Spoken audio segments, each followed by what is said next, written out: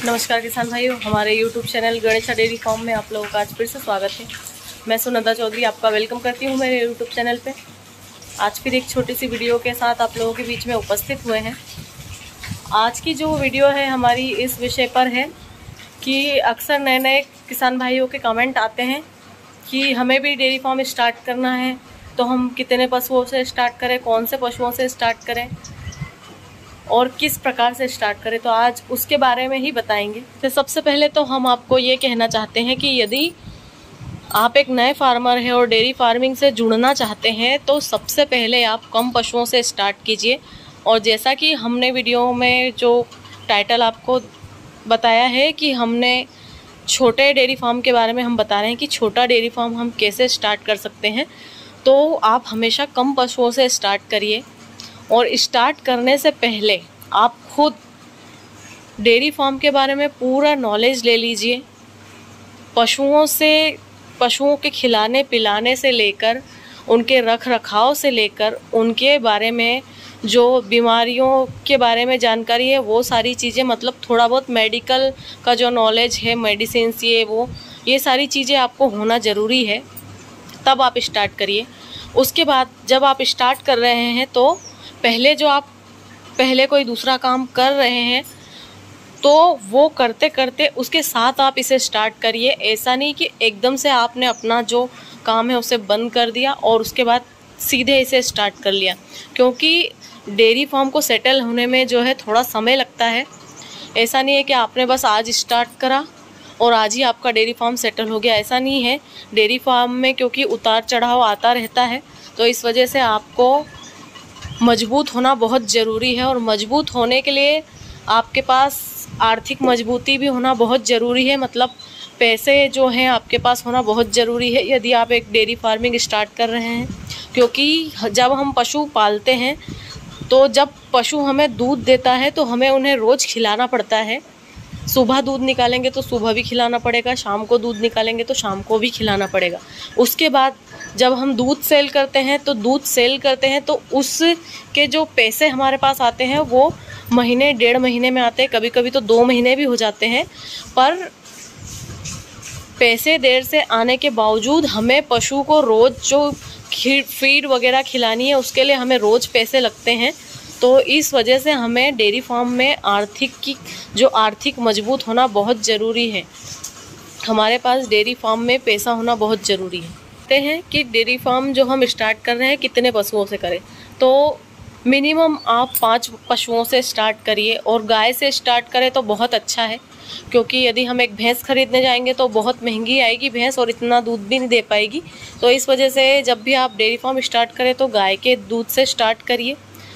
सबसे पहले दूध का अरेंजमेंट अच्छा रखिए। लोकल बंदी आप ढूंढ सकें तो लोकल बंदी लगा लीजिए, उसमें आपको अच्छा रेट मिलेगा। उसके बाद 5 गायों से स्टार्ट करिए। अब 5 गाय लेनी कैसी है, इसमें जैसे हमें 5 गाय दूध देती नहीं खरीदनी है। 5 गाय में से 3 गाय आप ऐसी खरीदिए जिन्हें बच्चा दिए हुए 2 दिन से लेकर 8 दिन के अंदर अंदर जो जनी हुई गाय हैं, आप उस प्रकार की गाय खरीदिए 3 गाय। और जो बची हुई 2 गाय हैं वो आप ऐसी खरीदिए कि जो 20 दिन से 1 महीने के अंदर अंदर जने। तो 2 गाय आपको इस प्रकार से खरीदनी है। और वो जो 2 गाय जनेगी वो आपको फर्स्ट टाइमर जो बछड़ी होती है वो खरीदनी है, फर्स्ट टाइमर या सेकंड टाइमर, ताकि परफॉर्मेंस अच्छा देगी आगे जाके। अब मतलब जनी हुई गाय जो हम खरीद रहे हैं वो इसलिए कि ज़्यादा दिन की यदि हम जनी हुई खरीदेंगे तो उनके जो आगे पीछे का हमें कुछ पता नहीं होगा। मतलब कभी कभी ऐसा होता है कि गाय जो है महीने भर भी हो जाते हैं जने हुए और फिर हम उसे खरीद कर लाते हैं। फिर जो उसका मिल्क पीक होता है, जब वो गाय उसके मिल्क पीक पे से तो उतर जाती है, फिर हमें उसकी खटपट ज़्यादा करनी पड़ेगी और फिर भी वो ऐसा परफॉर्मेंस नहीं दे पाएगी जैसा हम चाहते हैं। तो इस वजह से जब भी आप गाय खरीदे तो या तो 2 दिन का बच्चा हो या तत्काल जनी हुई हो तो आप तुरंत उसका 2 से 3 टाइम मिल्किंग करके फिर गाय खरीदिए। पर मिल्किंग में जब 2 से 3 टाइम में जैसे चीका होता है उस समय उसका जो परफेक्ट मिल्क है हम वो पता नहीं कर सकते। इसलिए आप जब 2 से 8 दिन के बीच की जो गाय लेंगे तो उसमें उसका ओरिजिनल जो मिल्क है हमें पता लग जाएगा। और जो गाय जैसे कई बार ऐसा होता है कि जनने के बाद गाय को परेशानी आती है, कभी खाना बंद कर देती है, कभी बीमार हो जाती है। तो जो 2 से 8 दिन के बीच की गाय होगी उसकी सारी जो कहानी है हमें पता चल जाती है। तो इस वजह से हमें ऐसी गाय खरीदनी है। उसके बाद जब बच्चा देके 2 से 8 दिन की जब गाय हो जाती है और हम अपने फार्म पर खरीद कर लाते हैं, तो हम जिस प्रकार से उसकी अच्छी खिलाई करेंगे तो उसके मिल्क पीक पर वो और ज़्यादा बढ़ेगी और आते से हमारे फार्म में हमें प्रॉफिट देगी। तो इसलिए हमें जब भी गाय खरीदनी है तो ऐसे कम दिन की जनी हुई गाय खरीदनी है। उसके बाद 3 गाय हम इस प्रकार से खरीद लाए और 2 गाय हम 20 से 1 महीने के बीच जनने वाली है, जो इस प्रकार से खरीद के लाएंगे। जब हमारी ये गाय, इन्हें जैसे जैसे ये मिल्क पीक पर चढ़ेंगी, जब ये 3 गाय हमारी, उसके बाद मतलब महीना भर इन्हें होगा दूध देते हुए और महीने भर के बाद आपके पास फिर 2 जो है आपकी गाय वापस जो नई लाई हुई है वो जन जाएगी। तो इस प्रकार से आपका दूध बढ़ेगा ना कि घटेगा। अब एक जैसे आप एक साथ 5 गाय एक साथ जनी हुई खरीद लेंगे तो एक समय में तो आपके डेयरी फार्म पे दूध ज़्यादा हो जाएगा, पर एक समय के बाद फिर आपके डेयरी फार्म में दूध कम होने लगेगा। तो इसलिए लेवल को बढ़ाने के लिए हमें इस प्रकार से एनिमल खरीदने हैं। अब 5 पशु हम ले आए, उसके बाद 3 गायों का दूध हमने जो है निकाल कर बेचना स्टार्ट कर दिया। अब जो गाय हम खरीदेंगे वो गाय हम खरीदेंगे क्रॉस ब्रीड में। क्रॉस ब्रीड में 45,000 से लेके 55,000 तक में आपको अच्छी गाय मिल जाएगी, जो कि पर डे का आपको 18 से 20 लीटर दूध आराम से दे देगी।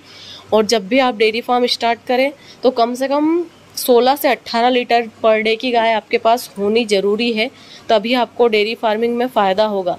क्योंकि जब इतना दूध गाय देगी तो वो आपका भी खर्चा निकालेगी और उसका खुद का भी खर्चा निकालेगी और आपको प्रॉफिट देगी। यदि इससे कम दूध की हम गाय खरीद कर डेयरी फार्म स्टार्ट करते हैं तो उसमें हमें नुकसान होता है, क्योंकि वो खुद उसकी खिलाई ही निकाल पाएगी और जो हमारा प्रॉफिट है वो हमें दे ही नहीं पाएगी। तो इस वजह से जब भी आप डेयरी फार्म स्टार्ट करें तो 16 से 18 से 20 लीटर तक इतनी की गाय आपको खरीदनी है। और इससे ऊपर वाली गाय आपको फर्स्ट जब आप स्टार्ट कर रहे हैं तो इससे ऊपर की गाय नहीं खरीदनी है। जब थोड़े दिन में आप इस प्रकार से क्रॉस ब्रीड में जो है प्रैक्टिकल कर लेंगे, उसके बाद 6 महीने बाद ही आप भले ही जब पूरे परफेक्ट हो जाए तो 6 महीने बाद आप फिर 2-2 करके गाय ऐड करते जाइए, अपना फार्म बढ़ाते जाइए और अपने दूध की जो है सेटिंग आप ऐसी कर लीजिए कि आप कितना भी दूध पैदा कर लें और दूध आराम से आप बेच सकें। वरना कभी कभी ऐसा होता है कि आप दूध तो ढेर सारा पैदा कर सकते हैं पर उसकी फिर सेलिंग नहीं होती, तब बहुत परेशानी आती है। तो इसलिए धीरे धीरे करके अपने डेयरी फार्म को आपको बड़ा करना है। पहले जब छोटा डेयरी फार्म रहे तो आपको कम पशुओं में ही अच्छा दूध निकालना है, और कम पशुओं में यदि आप इतने लीटर की गाय खरीद कर लाते हैं तो आपके डेयरी फार्म में काफ़ी अच्छा प्रॉफिट होगा और काफ़ी अच्छे प्रोग्रेस करेंगे। 5 पशुओं में आपको जो है मैनेजमेंट में ज़्यादा खर्चा भी नहीं आएगा। आप अकेले केवल एक व्यक्ति ही जो है 5 पशुओं को आराम से संभाल सकते हैं। केवल आपको जब आप शेड में भी ज़्यादा खर्चा नहीं करना, आप एक छोटा ही शेड बना लीजिए और उसमें केवल आपको जो खाने की गुण और पानी की जो व्यवस्था है वो पक्की रखनी है। खाने की गुण पक्की इसलिए कि जैसे हम टब वगैरह में देते हैं तो पशु गिरा देता है, ढोल देता है, उससे हमारा जो है फीड का नुकसान होगा। और पक्की गुण में ये रहता है कि 24 घंटे पशु के सामने पक्का रहेगा तो पशु उसको ढोल नहीं सकता, ना उसमें खड़ा हो सकता है, तो उसमें नुकसान की कोई गुंजाइश नहीं होती। और पानी की सुविधा 24 घंटे जो गाय है उसे चाहिए ही चाहिए। तो इसलिए यदि आपके पास 24 घंटे की पानी की सुविधा रहेगी तो आप जो आपका एक्स्ट्रा कुछ काम कर रहे हैं तो उसमें आपको परेशानी नहीं होगी। सुबह आपने जब दूध निकाला उस समय अपने पशु को खिला पिला दिया और पानी 24 घंटे है तो आपको खोल के पिलाने की भी ज़रूरत नहीं है। उसके साथ साथ लैब की व्यवस्था ज़रूर से करें, उससे जो है आपको गोबर फेंकने में आसानी रहेगी, आपका समय बच जाएगा और आपको जैसे गोबर फेंकने में झंझट नहीं होगी तो आप जो है फार्म में प्रोग्रेस करेंगे। वरना यहीं पर जब आदमी हार जाता है, जैसे जैसे जो डेयरी फार्मिंग में यदि परेशानियां बढ़ती है तो जो है पशुपालक क्विट करने की सोचता है। वो इसी वजह से क्विट करने की सोचता है क्योंकि उसके पास सहूलियत कम होती है, टेक्नोलॉजी कम होती है, जिसकी वजह से उसे मैनुअली जो है वो ज़्यादा आता है। जैसे कि यदि आप अच्छी अच्छा शेड नहीं बनाएंगे, 24 घंटे की पानी की सुविधा, खाने की सुविधा अच्छी नहीं रखेंगे, नीचे कच्चा रखेंगे, तो आप खुद भी यदि गोबर फेंकेंगे तो आपको दिक्कतें आएगी। पशु गंदगी में बैठेगा तो उससे जो है पशु को भी बीमारियां आएंगी। उसके बाद आप जो है काम कर करके इतना थक जाएंगे कि आपको डेयरी फार्म वहीं बंद करना पड़ेगा। तो इस वजह से आप जब टेक्नोलॉजी अपनाएंगे तो टेक्नोलॉजी में सुविधाएं अच्छी होती है, तो इसकी वजह से डेयरी फार्म प्रोग्रेस करता है। अपने पशुओं के लिए सूखा चारा और हरे चारे की व्यवस्था ज़रूर से रखिए। अब जैसे कई किसान भाई पूछते हैं कि हमारे पास हरा चारा नहीं है तो हम क्या करें, तो आपके पास यदि हरा चारा नहीं है तो आप साइलेज की व्यवस्था कर सकते हैं। आजकल साइलेज तो हर जगह आसानी से मिल जाता है, तो साइलेज आप ले सकते हैं। साइलेज से आपके जो पशु का दूध भी बढ़ेगा और हरे चारे की पूर्ति भी हो जाती है। तो आप जैसे सूखे चारे में जो साइलेज मिक्स करके अपने पशु को दोनों समय खिलाइए, तो पशु का बॉडी वेट भी बढ़ेगा, दूध का फैट % भी अच्छा होता है और हरे की पूर्ति भी हो जाती है। इसके साथ साथ हमें अक्सर एक दो कमेंट ऐसे भी आते हैं कि क्या हम किराए से ज़मीन लेकर डेयरी फार्मिंग स्टार्ट कर सकते हैं। तो ज़रूर कर सकते हैं, पर उसके लिए पहले आपको तजुर्बा होना बहुत ज़रूरी है। और किराए की जगह भी यदि आप ले रहे हैं तो ज़्यादा किराए वाली जगह आपको नहीं लेनी है, क्योंकि आप स्टार्ट कर रहे हैं तो स्टार्टिंग में ही हमें ज़्यादा लंबा इन्वेस्टमेंट नहीं करना है। कम इन्वेस्टमेंट करिए और फ़ायदा ज़्यादा निकले, कुछ ऐसा काम करना है। तो आप छोटी सी जगह लीजिए, या हो सके तो आपके घर के आसपास ही इतनी छोटी जगह तो होगी कि आप 1 से 2 पशु आराम से बांध कर उन पर प्रैक्टिकल कर सकते हैं। आप पहले अपने घर के आसपास कुछ ऐसी छोटी सी जगह में ही प्रैक्टिकल कर लीजिए।